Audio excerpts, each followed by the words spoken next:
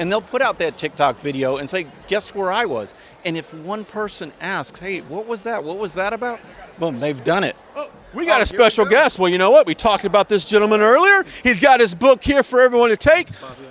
Donald Trump Jr. How you doing, my friend? Brian Glenn. We're great. We're live on Right Side Broadcasting right now. What a treat this is. Great. You're about to take the stage here a little bit later. What do you think about an event like this? Listen, I love it. I mean, I love getting out there, being able to speak to the youth before they're just taken over and indoctrinated. That's what's going on in our school systems. That's what's going on in our university systems.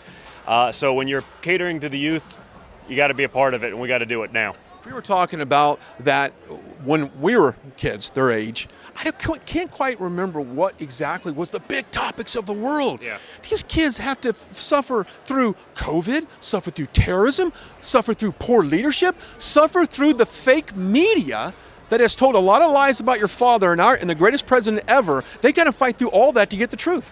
Beyond that, I mean, you know, even then they don't get the truth, right? I mean, if you look at anything that Donald Trump said, that was a huge controversy, and it was fake news. You know, what happened 6 months later? Oh, he was right. Oh, well, then it doesn't matter. You know, once they get what they want and it's no longer useful, then the truth can maybe come out, but the image is still sort of ingrained in your brain the other way. And so, you know, unfortunately, it looks like America's going to learn the hard way just how, you know, dangerous that kind of manipulation is, just how bad the media actually is.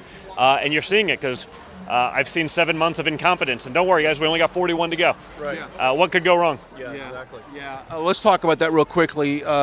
President Trump joined Hannity last night, talked about the events in Afghanistan, talked about the failures of that administration and what took place. A couple words from you, your thoughts on that. Listen, I mean, I think part of it was just, you know, addressing the tragedy yesterday, you know, understanding for all those men and women who served so valiantly in the armed services that, you know, their 20 years, life and limb, that was not in vain, right? I mean, they kept us safe for 20 years, but it's this administration trying to take ownership of the withdrawal. Because I mean, I think most people agree that we probably should have been out of Afghanistan for a long time, but there's a way to do it. Yeah. My father had conditions. The Taliban knew that if they came down those roads that way, they would have been taken out.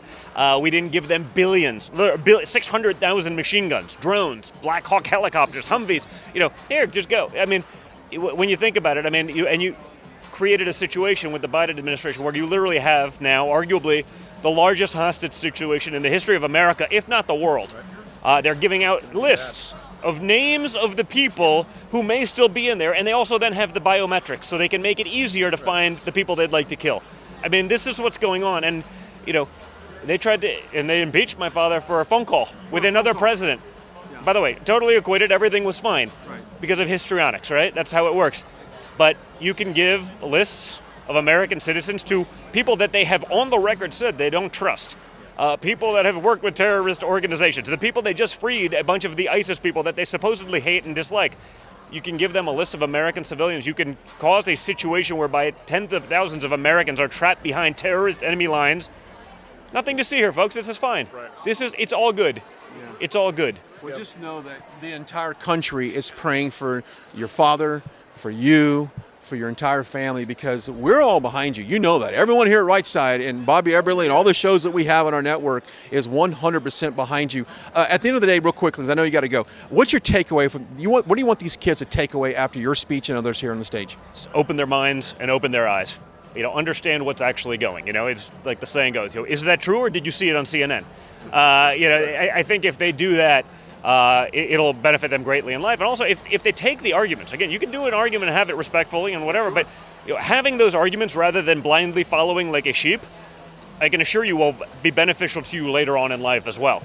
You know, anyone can be a robot, but to actually think for yourself is a lesson that not many of our kids are learning these days. So I think it's so important for them to learn it, and that's why it's great to see this kind of turnout. Yeah. Thank you so much for spending some time with us. What a treat that was. Absolutely. Donald Trump Jr. making an appearance here on the pre. That is outstanding. What a